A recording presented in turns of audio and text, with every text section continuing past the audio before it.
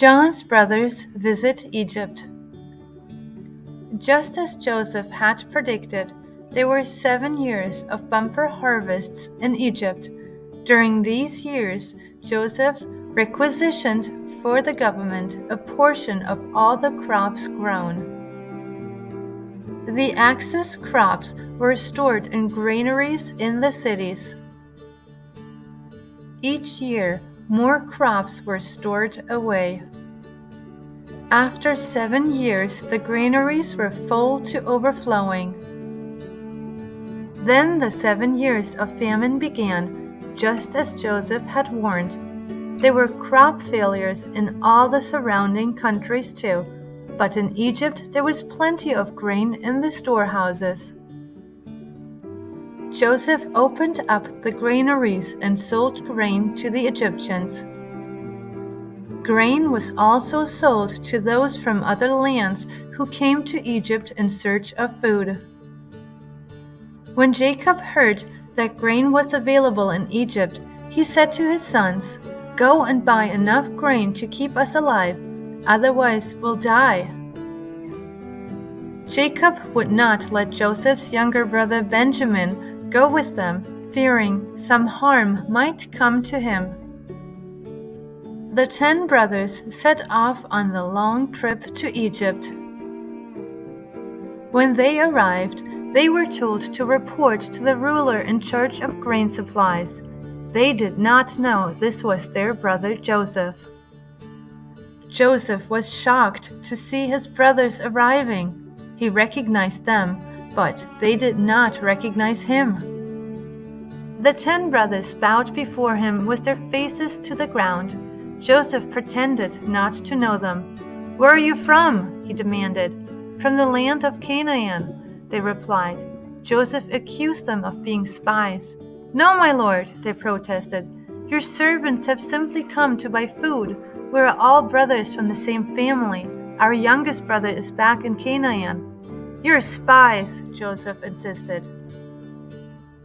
"I swear by the life of Pharaoh that you will never leave Egypt unless your youngest brother comes here. One of you must go and get your brother. I'll keep the rest of you here in prison.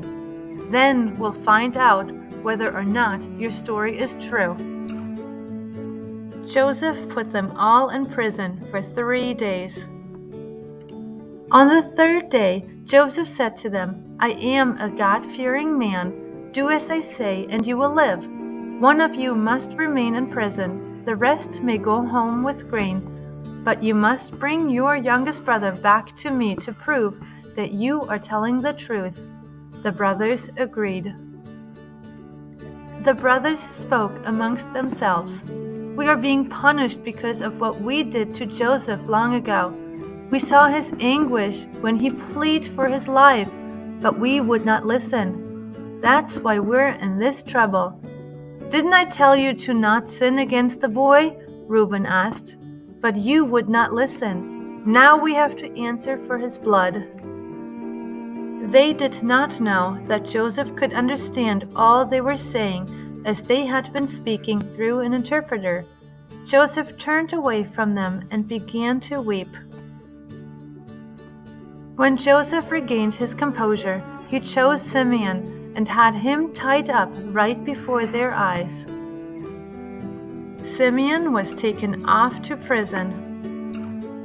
Joseph then ordered his servants to fill the men's sacks with grains. He also gave them supplies for the journey home. Joseph then gave secret instructions to return each brother's payment at the top of his sack. The brothers set off back to Canaan. When they stopped for the night, they discovered the money in the top of the sacks. Their hearts sank. Trembling, they said to each other, "What has God done to us?" When they got home, they told Jacob all that had happened. Jacob was also terrified when he saw the returned money. "You are robbing me of my children," he cried. "Joseph is gone, Simeon is gone, and now you want to take Benjamin too?" Everything is going against me. Benjamin will not go to Egypt with you. His brother Joseph is dead, and he is all I have left.